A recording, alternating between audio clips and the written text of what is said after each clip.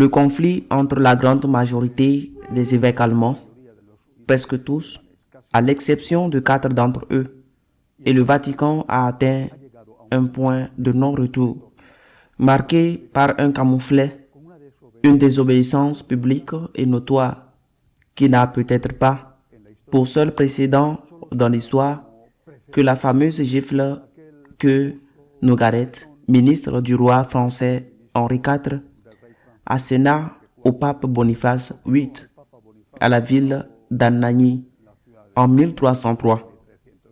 La raison, l'une des conséquences du synode allemand. La raison est la publication par l'épiscopat allemand d'un livre de bénédiction qui comprend des éléments liturgiques pour bénir toutes sortes de couples, bien sûr les couples homosexuels, mais aussi les transsexuels, les divorcés remariés, les concubins qui ne se marient pas, mais qui souhaitent être bénis.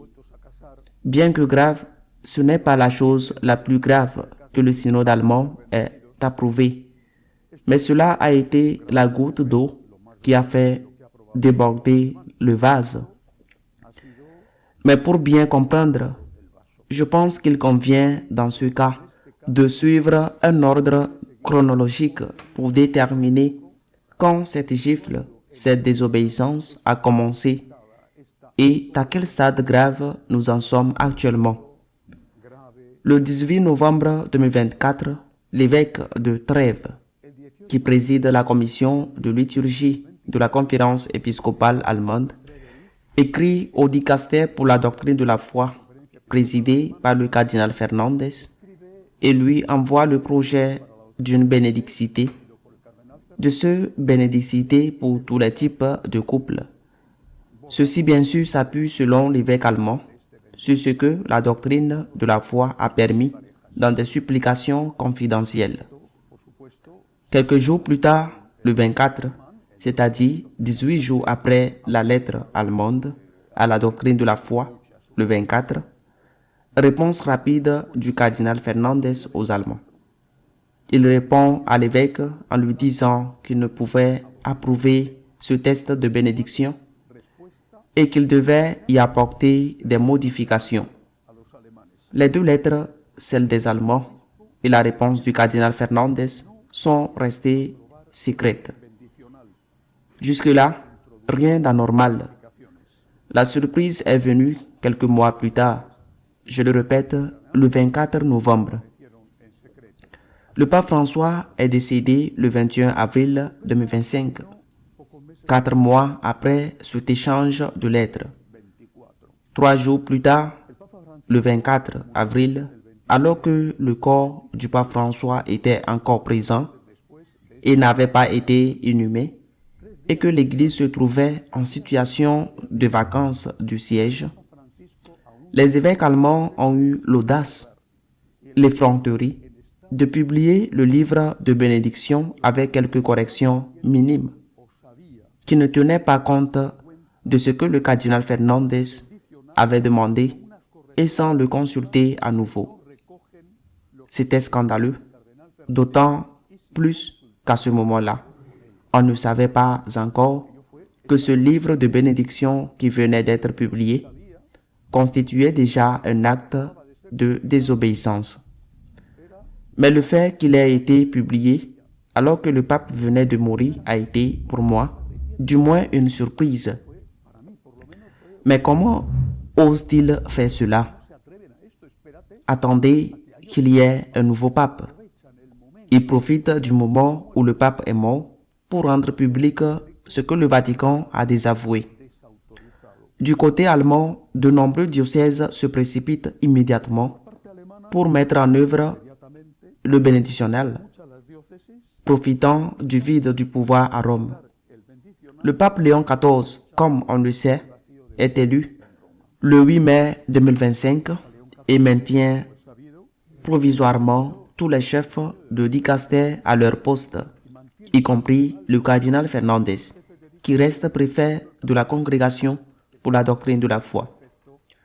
En septembre 2025, c'est-à-dire en avril, publication du dicaster, septembre de cette année-là, de l'année dernière, Monseigneur Batzing, alors président de l'épiscopat allemand, déclare publiquement que le livre de bénédiction publié en avril a été élaboré après consultation du Vatican, ce qui est techniquement vrai, car le Vatican a bien été consulté, mais en ne précisant rien d'autre, il laissait entendre que le Vatican l'avait approuvé. Septembre, face à cela, le Vatican continue de garder le silence. En novembre, le 12 novembre 2025, le cardinal Fernandez rencontre au Vatican des représentants de l'épiscopat allemand et leur réitère son rejet du livre de bénédiction publié en avril et apparemment approuvé par le Vatican qui garde le silence. Il n'est pas révélé lors de cette réunion qu'un nouveau rejet a eu lieu.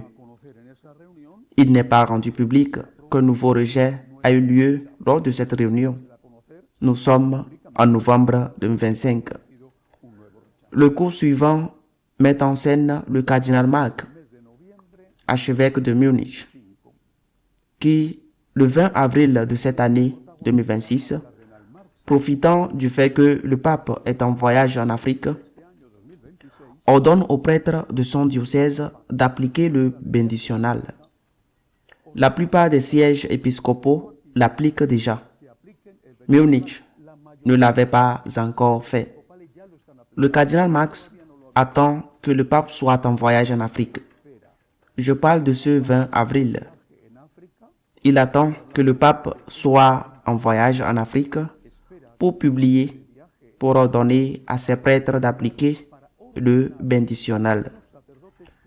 La réponse du pape Léon est presque immédiate. Le 20, Marx déclare qu'il faut l'appliquer. Le 23, profitant de la conférence de presse dans l'avion qui le conduisait à Rome, le pape Léon affirme catégoriquement que selon ses propres mots, le Saint-Siège a précisé qu'il n'était pas d'accord avec la bénédiction formelle des couples, en l'occurrence des couples homosexuels ou des couples en situation irrégulière. La fermeté du pape surprend tout le monde et la réaction du cardinal Marx est encore plus surprenante. Le 20 avril, Marx applique le rituel de bénédiction dans son diocèse. Le 23 avril, le pape déclare publiquement qu'il n'est pas d'accord. Que se passe-t-il ensuite? Le 1er mai, le cardinal Marx tient des propos virulents, insultant ceux qui s'opposent au chemin synodal, qu'il qualifie de réactionnaires, et affirmant en outre que ces attaques proviennent des États-Unis. Dès qu'elle est connue, cette insulte est interprétée par beaucoup, à tort ou à raison, comme visant le pape Léon lui-même, qui venait de rejeter publiquement ce qu'il avait fait et qui est par ailleurs américain.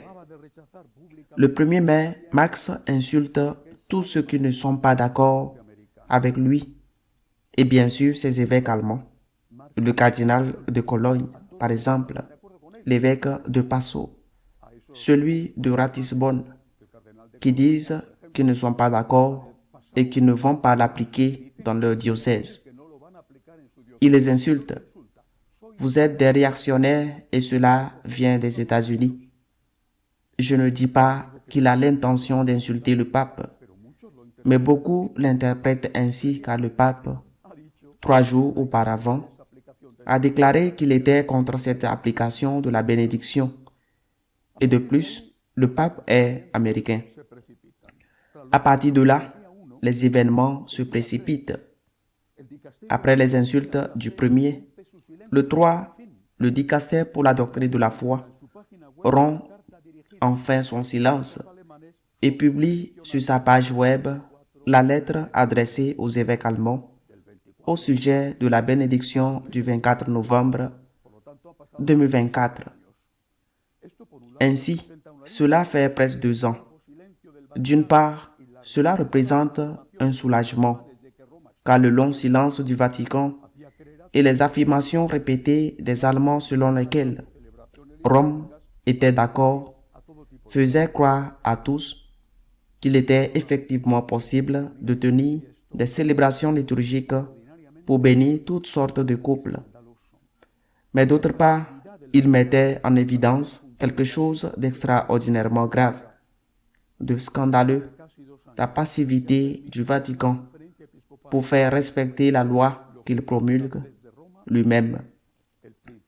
Si après presque 2 ans, on a permis à une conférence épiscopale de désobéir à ce qu'il commande depuis Rome, le principe d'autorité dans l'Église non seulement est remis en cause, mais disparaît totalement, ou du moins, il ne reste qu'à être appliqué aux conservateurs comme Monseigneur Strickland du diocèse de Tyler aux États-Unis ou Monseigneur Alvarez du diocèse d'Arecibo à Porto Rico.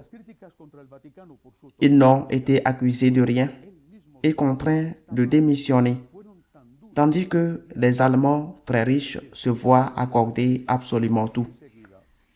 Les critiques à l'encontre du Vatican pour sa tolérance de ce qu'il reconnaît lui-même être mal ont été si sévères ce 3 mai dernier que presque aussitôt, le 6, le secrétaire d'État, le cardinal Parolin, a déclaré qu'un dialogue était en cours avec les évêques allemands et qu'il espérait résoudre le problème. Il dialoguait depuis 2 ans et pendant ce temps, les autres ont continué leur chemin sans faire attention.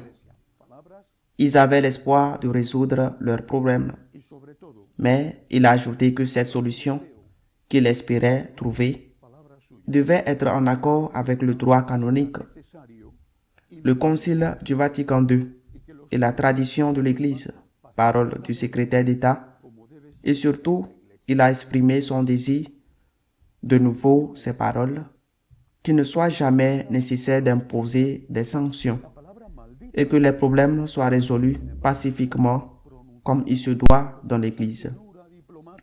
Sanction est le mot proscrit, le mot maudit, et pourtant il a été prononcé avec beaucoup de finesse diplomatique par le secrétaire d'État. Quelque chose comme on ne voudrait pas en arriver là. Mais il n'y a peut-être pas d'autre choix. Depuis Luther et le Concile de Trente, on n'avait rien entendu de semblable venant de Rome et s'adressant à l'Allemagne. Voilà où nous en sommes, a dit le Vatican. Voilà où nous en sommes. Nous voulons dialoguer, mais il faut trouver une solution fondée sur le Concile, fondée sur le droit canonique, fondée sur la tradition de l'Église, et même si nous ne voulons pas, car peut-être n'y a-t-il pas d'autre choix que d'imposer des sanctions. Après cela, le lendemain 4 mai, jeudi, c'est-à-dire avant-hier, le cardinal Marx se rendit d'urgence à Rome et fut reçu en audience par le pape. Il n'y a eu aucun communiqué officiel, ni de la part du Vatican, ni de la part du cardinal, sur le contenu de la réunion. C'est normal, mais il est peut-être possible que la renonciation qui en son temps a été mise sur la table, il y a quelques années, il a présenté le cardinal Marx au pape François, après avoir appris qu'il avait été en quelque sorte complice d'un prêtre pédophile, parce qu'il n'avait pas respecté les protocoles de l'Église après la découverte des crimes de ce prêtre. Peut-être, je ne sais pas, personne ne le sait, parce que c'est un secret. Cette renonciation a été mise sur la table. Le pape François ne l'a pas accepté, mais il est peut-être temps maintenant de l'accepter. En tout cas, cela a été jeudi. Ni vendredi, ni samedi, il n'y a eu aucun mouvement à Munich ou dans les diocèses allemands visant à retirer la bénédiction. 2 jours ont passé et rien n'est arrivé. S'ils ne le font pas, même à court terme, les dommages causés à l'autorité du pape seront irréversibles. En l'état actuel des choses, tout le monde sait maintenant que l'Allemagne fait ce qu'elle veut, et si Rome n'intervient pas, après avoir publiquement reconnu qu'elle lui a désobéi pendant près de 2 ans, si aujourd'hui même, après avoir parlé de sanctions, si Rome n'intervient pas, si les Allemands ne cèdent pas et que Rome n'intervient pas, il devient clair que celui qui commande dans l'Église n'est pas le pape, mais le puissant Dieu argent des Allemands.